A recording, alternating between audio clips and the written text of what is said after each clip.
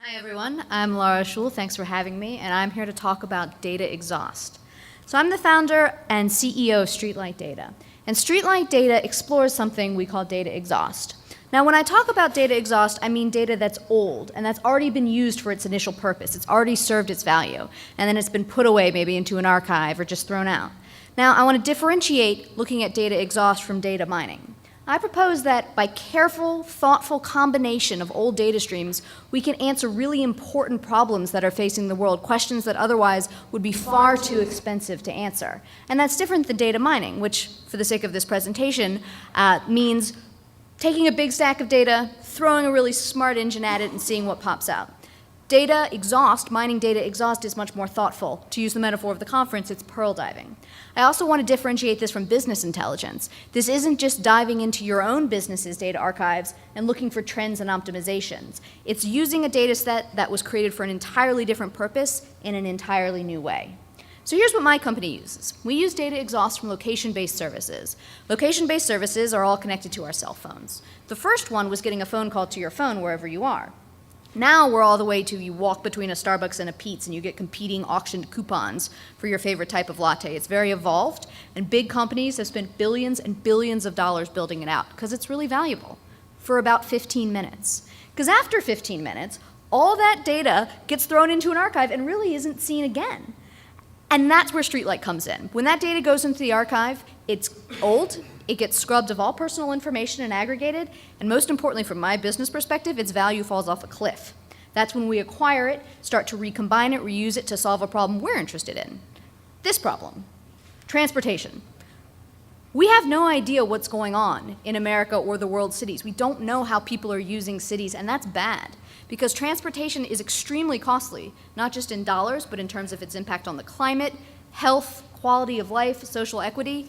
The fact that we don't know how people are using cities is really appalling, especially when you compare that to what we know about how people use the internet or how people watch television. The gap is just decades apart, but we can solve it using data exhaust. So here's what we do. We take data exhaust from cellular systems and from GPS navigation systems.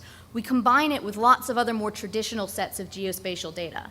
We throw it into our engine, which is called the root science engine, and we start to spit out metrics. One metric might be, what percent of the people coming through this intersection come by 5 times a week? Is that percentage much higher at intersection A than intersection B? That has real implications for how you think about a new exchange, a new road structure there. What percent of the people shopping at the shopping center came from work and what percent came from home? If you want to do transit, not to mention marketing or repositioning of stores in that shopping center, you need to know that information, and before it's never been available. So here I'm going to give a case study of a project we recently completed in the city of Oakland, California. So we're working with Oakland Business Development Corporation. It's an economic development organization. They want to make Oakland a better city.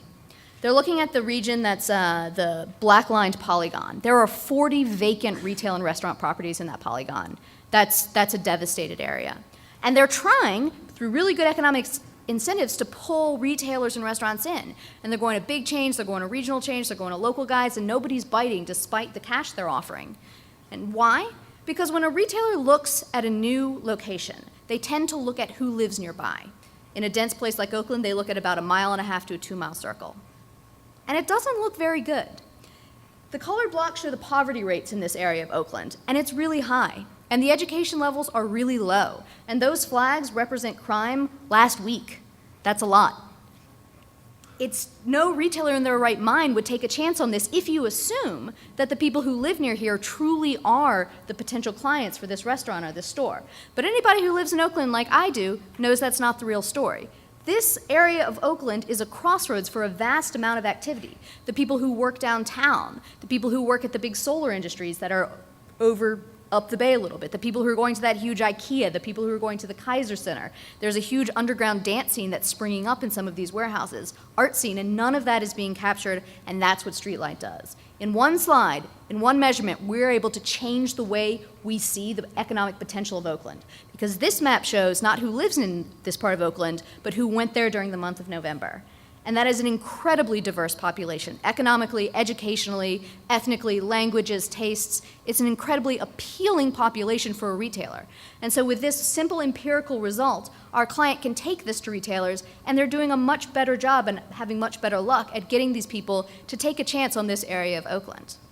That's the power of data exhaust, because if we did this with consultants, if we did this with gravity models, all the traditional economic development techniques, it would have cost hundreds of thousands of dollars, and very few organizations, especially in Oakland, could have afforded that. This was a couple $1,000s.